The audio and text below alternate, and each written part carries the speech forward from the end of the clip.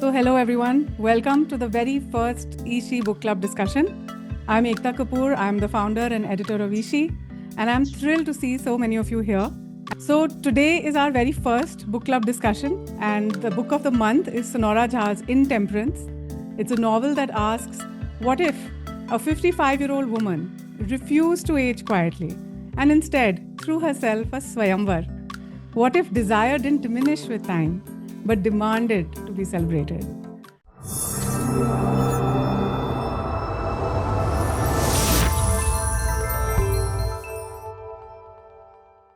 So let's do a quick icebreaker before we begin. Please raise your hand and you can just unmute and share briefly, or you can drop it in the chat. I'll read it out. So, in one sentence, describe a moment when you or someone you know refused to age into invisibility. It could be serious, it could be funny. Okay, so I can give you an example that I am myself refusing to age into invisibility, and I'm extremely vocal about my loves and my desires and everything else in between. And if any of you can think of somebody from your life. Yeah, so Juhi said that. So she says she has an aunt who says that the day you don't wear lipstick is the day you have given up on feeling like a young woman. And she bullies all of us to wear playful makeup. So yeah. What is it with lipstick, yeah, and not growing older? Fawzia, you want to add something? I was just thinking of your question. Do you know someone? Yeah, I don't know anyone who has not done that. I actually, all the old women I know have either not known the concept of aging or they just refuse. But in that refusal, I don't see any defiance. They just do it like matter of fact. And simply, like just last week, we had a 60s and 50s meeting in which I couldn't attend, but I saw the pictures, and one of them had just used Ozempic and had reduced her weight. And here I see the off shoulder that she was showing, and like she was 68 or 75, 73 or 68. We don't even ask our ages. So we're all 60s, and they are like kids. When we meet, we're like laughing. And I really don't know anyone who has been like aging and aging kind of that. No. They're gone are those ages. I think times people don't really age like that. They all are so busy in their own lives that I don't even see, for my own self, I don't see the fine line between when I was young, when am I getting old, did I get old? I really don't remember that year. In fact, if at all, every year I feel younger and younger. I don't know now. I feel younger than I used to feel when I was 23. 23 was a loaded year of my life. Like everything you have to do. So I don't know anybody, frankly. Sorry, sorry, but not a single person. Even my kalas and all, they're like happy-go-lucky people. So thank you for this chance. Thank you for coming, Fawzia. And your story is also pretty inspiring. Maybe later in the session, you can share that as well. Yeah, of course. I mean, that's what I'm saying. Like every one of us. Okay, bye. Yeah. Waiting to see. And Hear from. Shalini. So yeah, I agree with what Fawzia just said. I see it everywhere. And for me, I turned 50 in December. I threw myself the kind of birthday party I've always planned for my daughter, including designing my cake, having me on my cake like a princess. I mean, I wasn't wearing a princess gown because I don't wear gowns. So I just did it unapologetically, not waiting for anyone to celebrate me or my birthday. And I see women doing it all the time. I mean, there's so many of us learning new things. I started writing late in life. So no, invisibility is not an option. Yeah, great. That's amazing. I think that is exactly the spirit of the book coming through right there. Absolutely. That's the audacity, the joy. So now let's bring in the woman who gave us this story. So I introduce Dr. Sonora Jha, novelist, memoirist, and professor. She came to literature after a career in journalism in India and Singapore and has authored 4 books so far. Her previous novel, The Laughter, won the Washington State Book Award and was named one of the best books of 2023 by The New Yorker and NPR. Her memoir, How to Raise a Feminist Son, has been translated into multiple languages and continues to spark necessary conversations about masculinity and parenting. And now we have Intemperance, which released a couple of months ago in India and has got great reviews. It's a novel that refuses easy answers and insists on messiness, appetite, and the right to want more. This isn't a book about finding love. It's about loving yourself and refusing to follow someone else's script. So, Sonora, welcome. We're so glad you're here. Thank you so much for being here today. Thank you. Thank you for this invitation and also for this warm gathering. I love the women that are gathered here right now. Just listening to your stories, I could just be happy doing that. So we can just do that. You already know the story that I had to tell, but anyway, I'm happy to have questions as well. Yeah, so we have questions for you. And okay, so I'll start with my first question. In fact, let's start with the audacity of this premise. The protagonist is an unnamed 55-year-old woman, a feminist professor in a university in Seattle, who announces that she's hosting a Swayamvar for her birthday. She already has two divorces behind her and a grown up son who is not so thrilled about his mother doing all this. The idea is absurd to most people, it's dangerous, and it may even jeopardize her career and the rest of her life, but she does it anyway. So I'll ask the audience, what were your thoughts when you first heard of this concept of a 55-year-old woman keeping a swayamvar to choose a husband? Like, what was your first reaction? You can leave it in the chat as well. Juhi says amused. Pooja says wow. And Pooja Aryal says why not? Okay. That was going to be my remark. Only one. Why not? If you can Yeah. tell me why not, then Yeah. I'll think over it. And Charlie says, I was surprised at first, but later I thought it's a way of taking the power back. Right. That's great. That's lots of interesting answers over there. So I'll actually now come to Sonora. Where did this idea come from? And why did you pick a Swayamvar as your narrative device? Yeah, thanks for that question. So, it's so funny because so the book is partly, a little bit drawn from my own life circumstances, but then I make leaps of fiction, right? So lots of it is fictionalized. There's so many elements that are not true in my own life. But this is true that I have been married and divorced twice, and I was, the same age as the protagonist. And I was I have a lot of single friends here, in their midlife in the US. And I was talking to them, and we were all talking about, what kind of man would we even want now? Like, what is relevant about men in our lives? And because we are romantics, right? We just feel like, oh, it would be nice to have someone, but what would it be? And I said, in ancient India, we used to have this thing called a swayamvar, and they were like, oh my God, Sonora, you should have one. You should do it. You should have one in Seattle. And I was like, no, no, that's not me. I can't do it. But then I thought, I can write a character who can do it. Like I don't have the courage and the gall to do that, but I can have a character do it. So I started playing with that concept, and then I started reading about more about the concept. And even in Western fairy tales, even though it's not called a Swayamvar, there's this whole thing of the king calling for people to vie for the princess's hand by performing feats and things. And I was like, how come this kind of concept has been sort of universal? And I was thinking about how traditionally it was men, fathers deciding, the kings would decide to have this, and it would be more like a contract or some sort of a negotiation of kingdoms between princes and kings. And it was a very masculine controlled system, right? This kind of swayamvar thing. And the princess was just there with the garland. And yes, she had a little bit of agency, but I thought, why not take this and make it a little bit outlandish, because this woman is older. She's, what they would call dented painted in India, the patriarchal kind of concept of how dare she, like who the hell cares? And I thought, why not play with that and say that she's actually asking men to compete for her and perform feats in order to win her affections. And, how would that go down? So I just sort of like took it to that next level. And there's also like other political references, of course, they are tucked in different parts. And there's a reference to bell hooks, feminist literature. And then there is also these moments of magical realism, and she puts on the coal and she goes off into these, starts to fantasize. And so, there's this interesting blending of both fact and fantasy. So, what was your reason for this, your thoughts? And how did this technique open up more possibilities for you as a writer?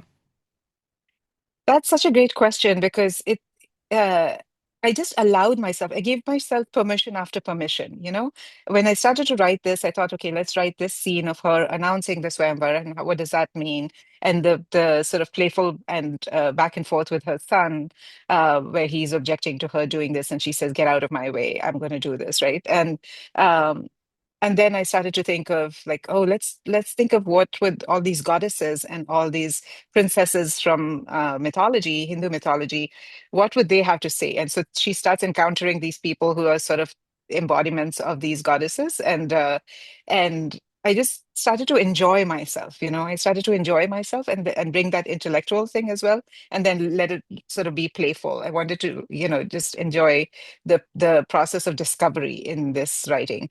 And then Bell Hooks, I happened to read her book at the same time, Communion, The Female Search for Love. And I found that to be so profoundly relevant to this idea of how it's important for women to pursue love, right? It's not necessary that you pursue and have and be bound in romantic relationships or marital relationships, but we seek communion, and that is an important thing for society because love is really important for society, right? And so it has because it's sort of a very natural thing for women to pursue this kind of love, but we also need to be really, really honest about masculinity, about ways in which men are not set up to come through with this love, and that they are thwarted in many ways. We raise them in that way. So it's sort of dovetailing with my previous work, like How to Raise a Feminist Son, and themes in the laughter as well, to see, to really examine masculinity. And if we really want love in our lives, how do we do that where it's an equal sort of love? And how can we call on men to also perform the feat of getting over traditional masculinity, So I started to play with those themes and say, let's bring in characters who are both playful and sort of like wisdom imparters in her process. Yeah, and I think what you said about enjoying the process, I think it shows. And I read one author had once said, "If you want to know me, read my books." And I think when I read your books, I actually know you more and more, and it shows the joy you've had in writing the book. I think that shows. Um, so let's come to the Thank you. topic of female desire. That's one of the main topics of the book. And let's be honest, how often do you see a middle-aged woman depicted as a sexual being in pop culture? And there are so many scenes in the book where she's just enjoying her solitude and her desire. She's lying in bed with a Jaipuri quilt, and she's listening to a song, or she's fantasizing. And to be honest, I can totally relate to that. I think we don't really need another person in order to enjoy romance. Like, I'm perfectly capable of putting on a beautiful Hindi song, and just like swaying to the music and just feeling so romantic all by myself, you know. And I think it's nothing to do with age or ability or anything. So before I ask you my question, I'll ask the audience, and especially the women in the room. I think we're mostly women here today. Is there any prerequisite to enjoying desire or enjoying sensual pleasure? Like in the book, the protagonist is not only enjoying, romantic pleasure, but also she enjoys what she's eating. She's really savoring the food. She's savoring the beautiful view outside her window. So there's a lot of sensual pleasure all through the book. Do you have to be of a certain age or a certain body type, or even have a partner or an object of your love and longing, or can you just enjoy it as you are? What do you think? So Juhi says, I think the only prerequisite is being comfortable in yourself, your body, or your wants.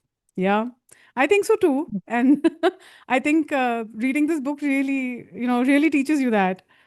Shalini says you can enjoy it, but most of us have forgotten how to. Yeah, that's true too. That's true. Yeah, Corona is agreeing with Juhi.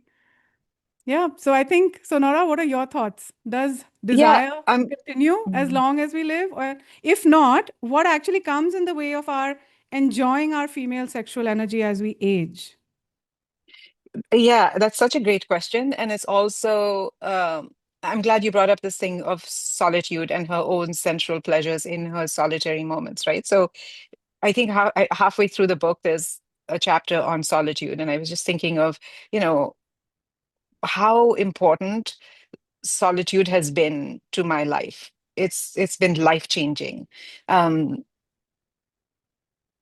our both intellectually and physically, essentially in every way, spiritually as well, right? That we women's lives, there's so many demands made on us. Even if you live in a nuclear family, or even after your children are gone, etc., there's so many roles that have been written for us. Like now you're the wisdom, wise aunt who will just be giving wisdom, doing the auntie stuff, right?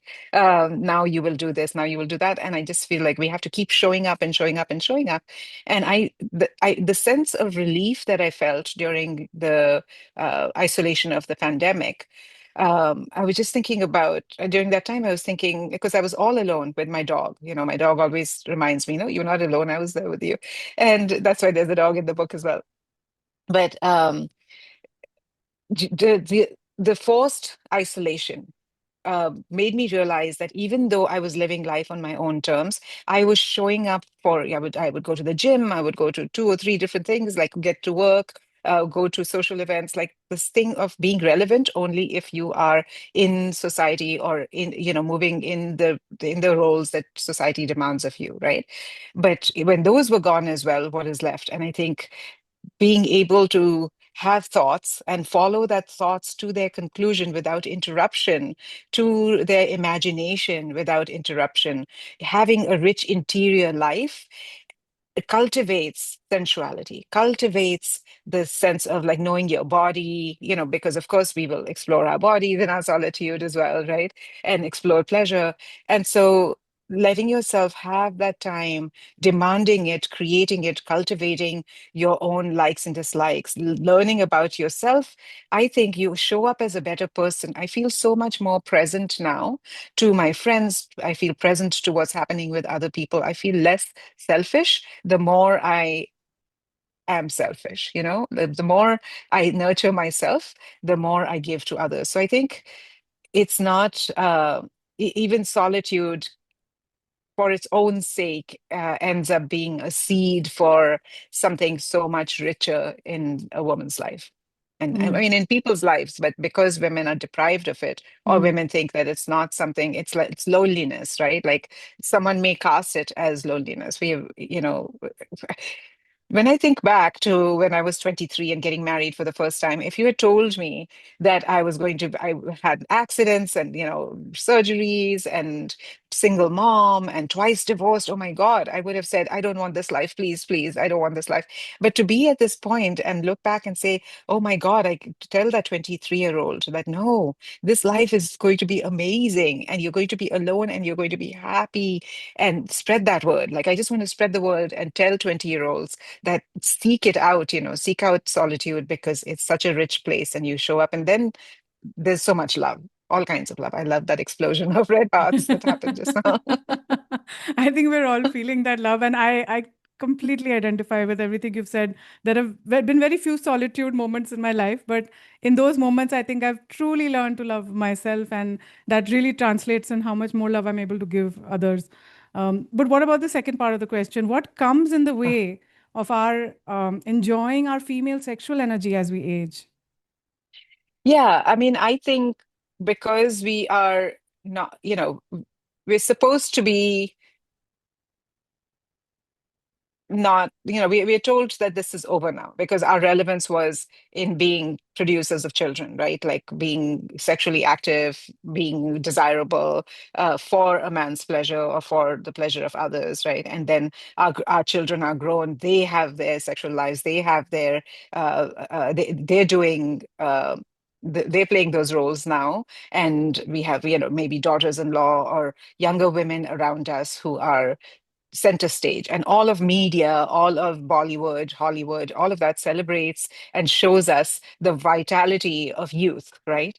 Whereas finally, I think in our 40s, 50s, 60s, we start to really feel and be free with our bodies and be freer to talk about it, because when we start talking and sharing, we get to this point. And I think too, this intersection with menopause is such an important thing, right? Because menopause is literally drying you up, and we then start to feel like this is natural and that means I'm done, right? Whereas now research has shown that you don't have to be drying up, you don't have to be necessarily done. And it was so sad that so much medical research had not been done into hormone replacement and those kinds of things, right?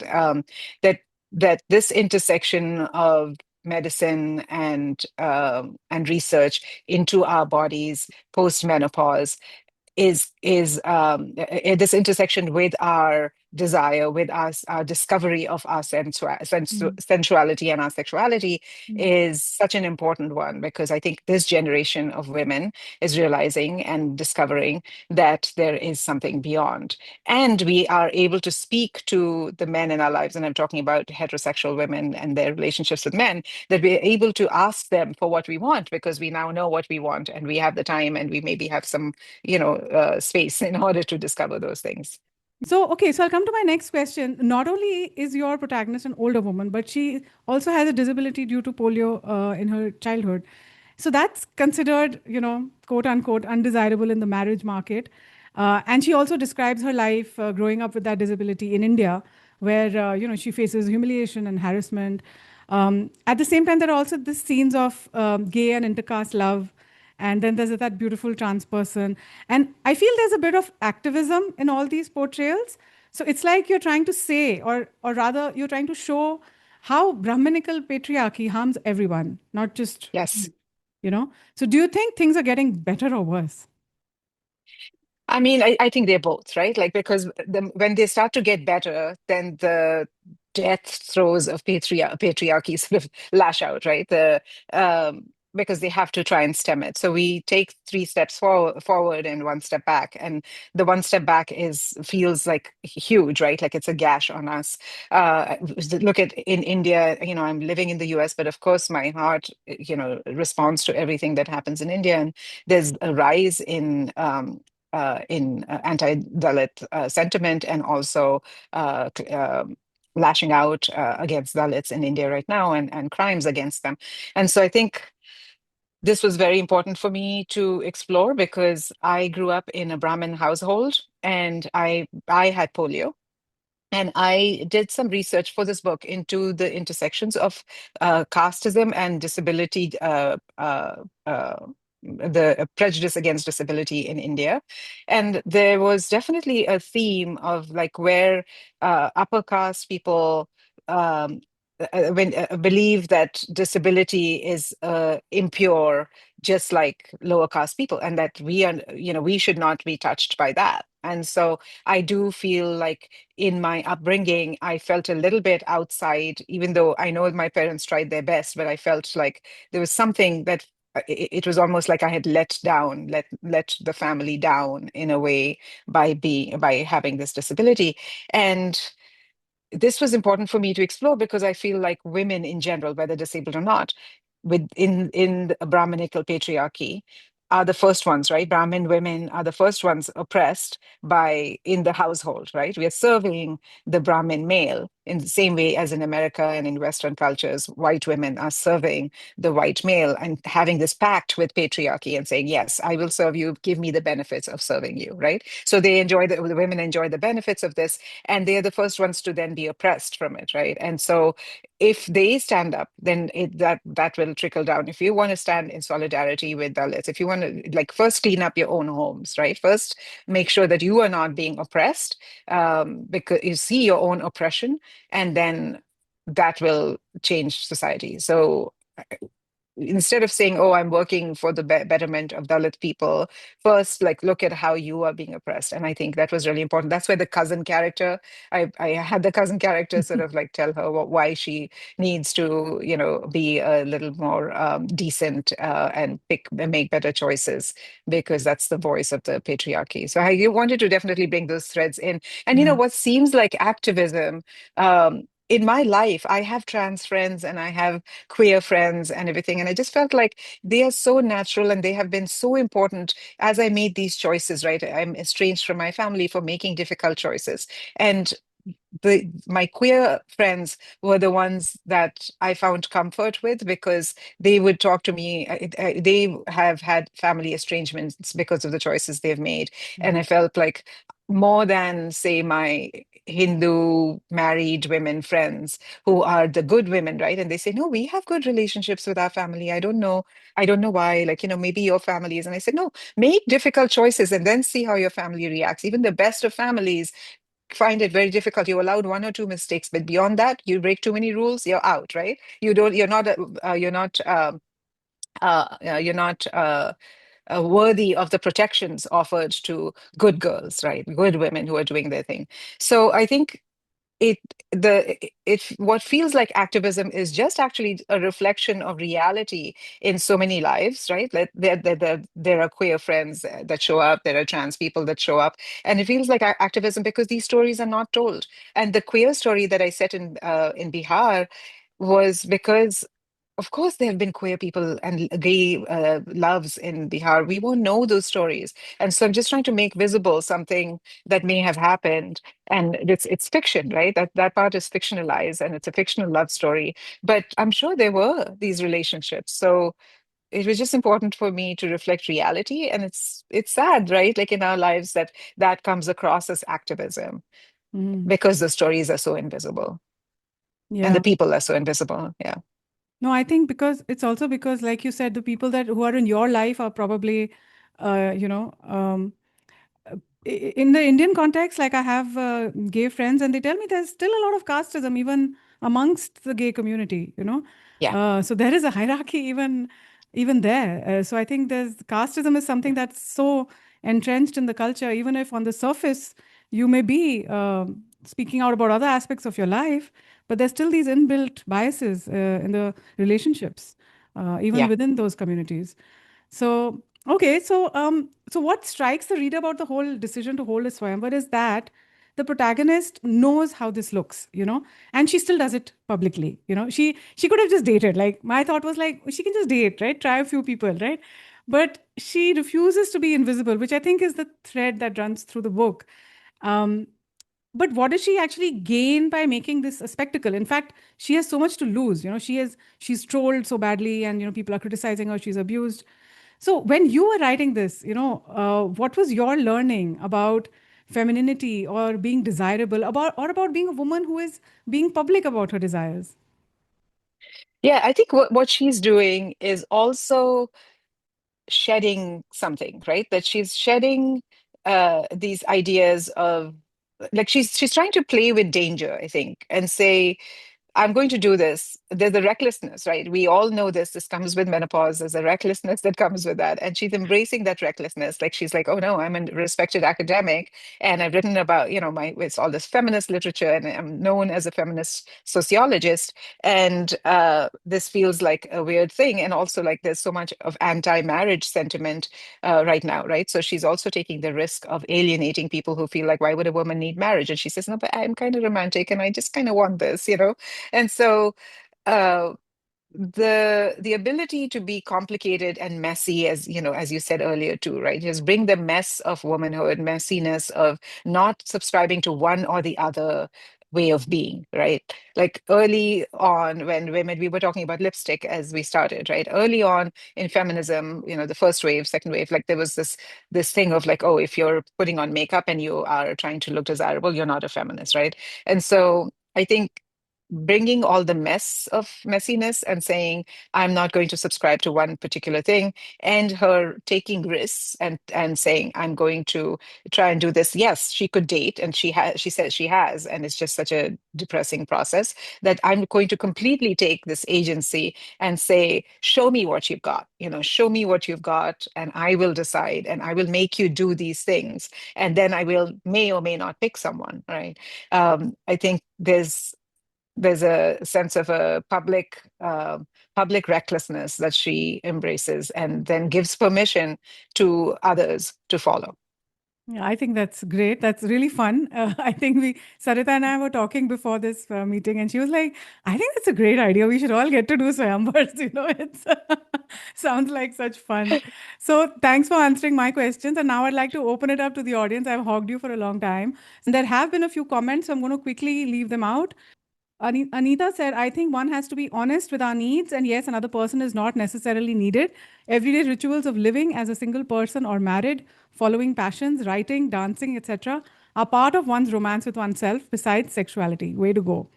Shailaja says, many of us deny ourselves pleasure, held back by a deeply ingrained belief that we must always sacrifice for others before tending to ourselves. At 60 plus, I'm a lot more different, thankfully. Yes, Shailaja. Shailaja is super different. And Aarti says, how did you approach writing an unnamed protagonist? What challenges did that present? That's a good Yeah, question. that's a good question. I kept thinking I would give her a name eventually. Um, And I wanted to imagine her as different from me, right? Like I'm writing a fictional character. So if I named her, I just felt like there would still be some elements of like holding back a little bit.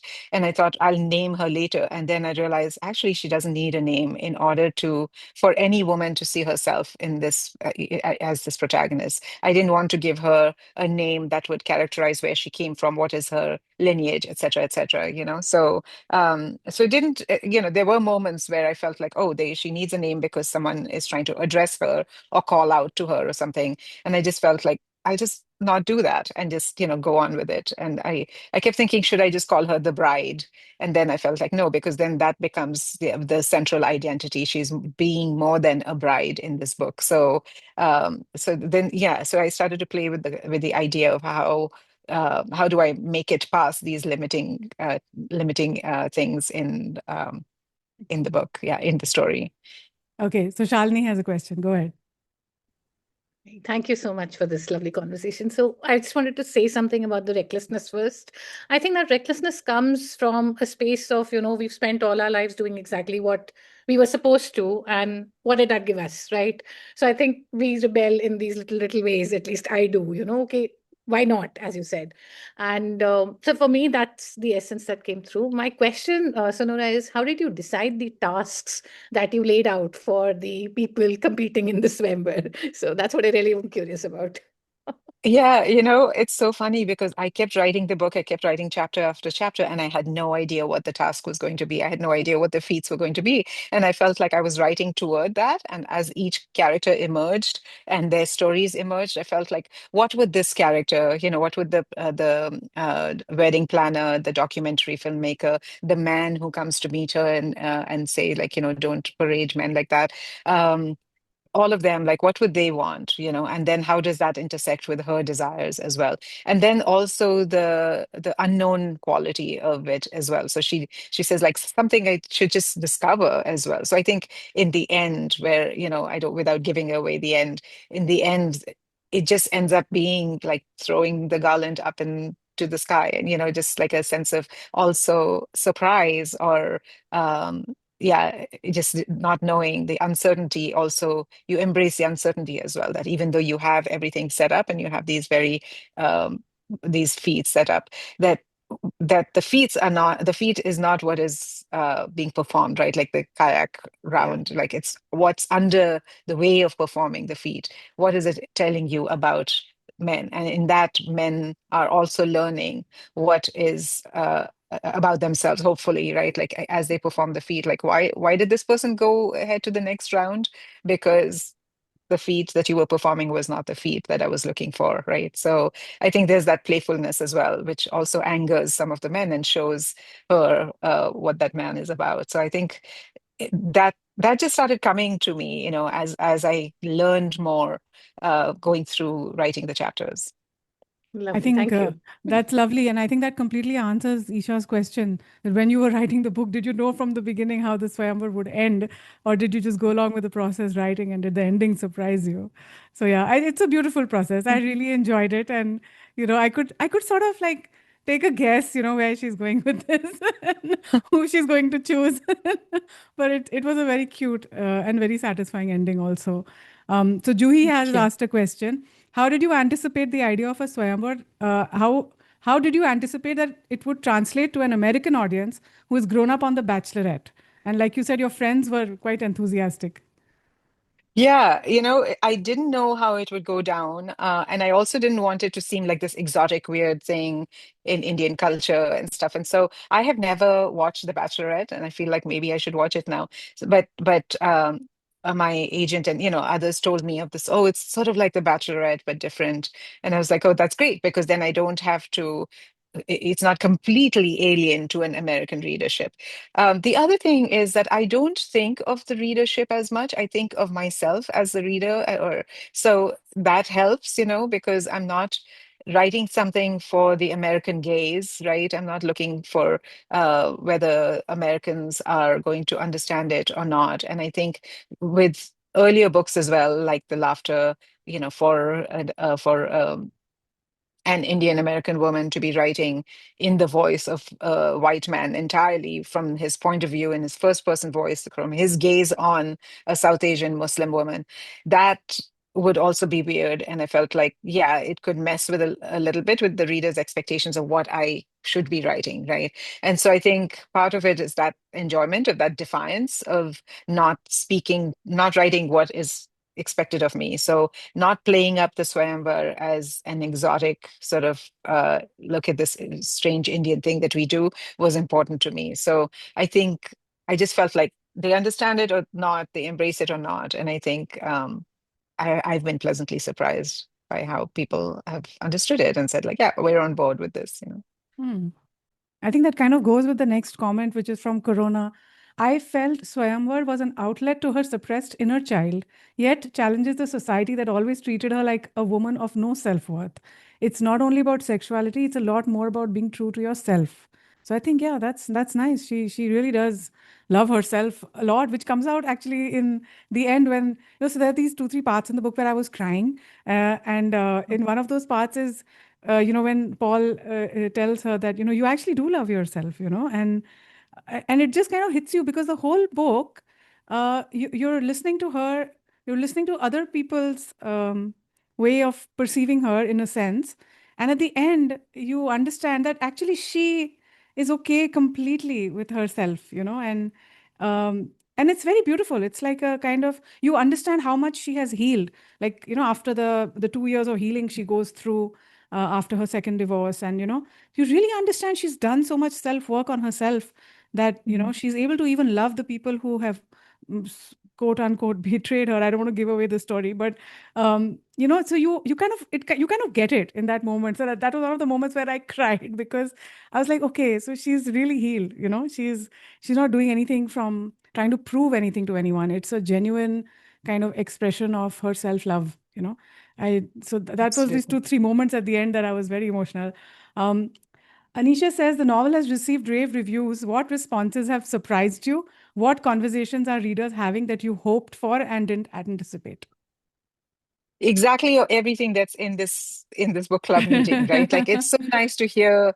I mean, I'm glad I made you cry, Ekta. I just feel like, that's exactly what I wanted, because I wanted the whole mix of emotions, the whole spectrum of emotions, even contempt maybe for some of the characters, or surprise or discomfort, or emotional release, and without it being sort of on the nose. And I'm always relieved, because I feel like, just like she doesn't know how a Swayamvar will be received, right? And she is mocked and reviled. I was almost setting it up to be mocked and reviled by writing this book. Like, why would a feminist author write about love? Like, and especially it being released in this moment in our culture, and especially in America, when there's so many terrible things going on.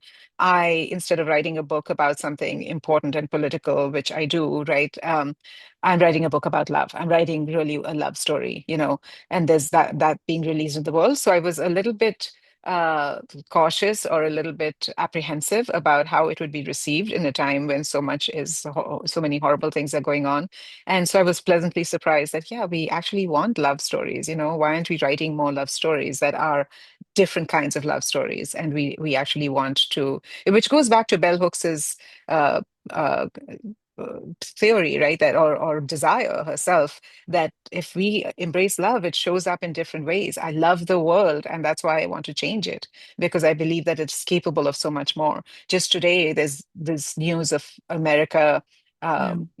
bombing, joining. Anyway, I don't want to derail our conversations, but this disappointment and horror in your own country, and where people, what are people doing? What are we doing? What are we signing up for? What are we endorsing? I think is so important as we love to show up in ways for our love for humanity as well. So that's what surprised me, that is still being embraced, and that there's a longing for these stories. Yeah, and most of the book is like it's a love story, but it's her love. Like it's there's no other person throughout most of the book. It's her with herself most of the time, but it's still a love story, and it's a beautiful love story. Yeah. So Manasvi is asking, your own journey includes careers in journalism across India, Singapore, and in Seattle. You're a professor. How much of your experience of migration and reinvention shaped your protagonist's story?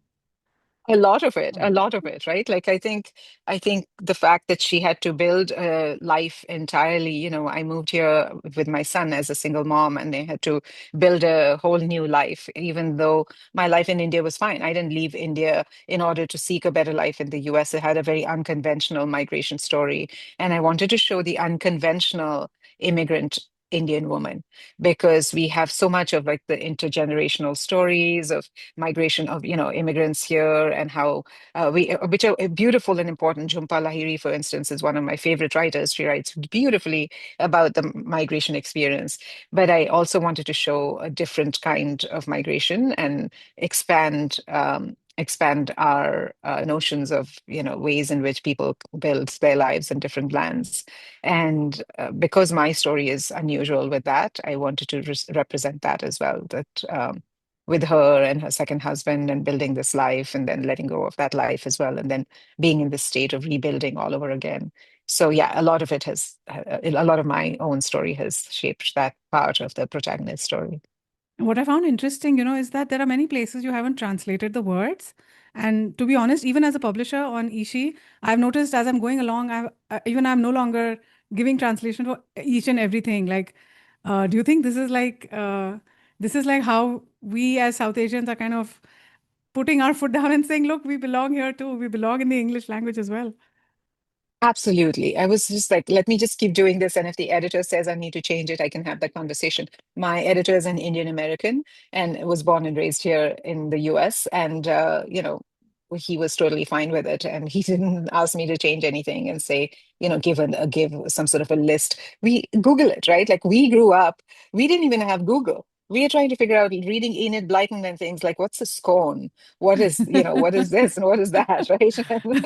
then there we figured it out. Like we just imagined. I used to read the Archie comics, and like there was Hostess Twinkies, and I would think like, oh, this Hostess Twinkies must be something so delicious. And when I moved to America, I was like, must eat Hostess Twinkies, and it was the most disgusting, gross thing ever that I'd bitten into. And I was like, oh my God, my entire childhood, I thought this was something beautiful. But so, like make the imaginary leaps and say like, okay, I'm going to Google this because I cannot read further without understanding this concept or this word.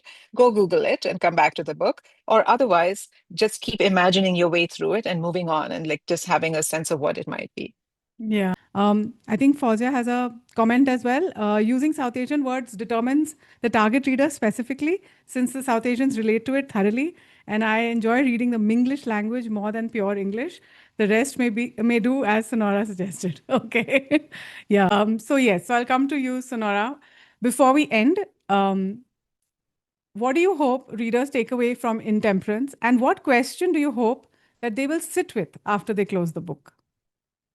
Oh, that's so great. I mean, I just want them to enjoy the book, and all the things that you mentioned, feeling a sense of wonder, a sense of sadness, wistfulness, um, and a sense of joy and playfulness. I want them to feel all of those things and to make it their own. I think that's why I've left so many things open, because I feel like I want the uncertainty of, what happens, and having this life of it could go this way or it could go that way.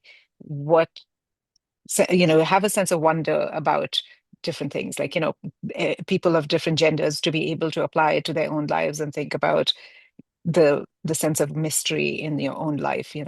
That's what I want. And then what was the second part of your question? No, what question do you want them to sit with after they close the book? Yeah. Yeah, I think a reimagination of one's own lives, or even, I don't think we need to change things all the time, but sort of like a reflection or a reimagination of things, and a sense of wonder about what if I did this, what if I could do that, what if I spoke out, what if I centered myself, what if I were the main character in my own story. Hmm. What if I was the main character in my own story? I think that's a lovely note to end this with. Thank you, Sonora, for this beautiful, uplifting book, for this wonderful conversation. And thank you for everybody for showing up tonight and in the morning for those in the US. So read more books and we'll see you all next month. Thank you. Thank you so much, everyone. Thank you, Ekta. Thanks, everyone. Bye. Thank you.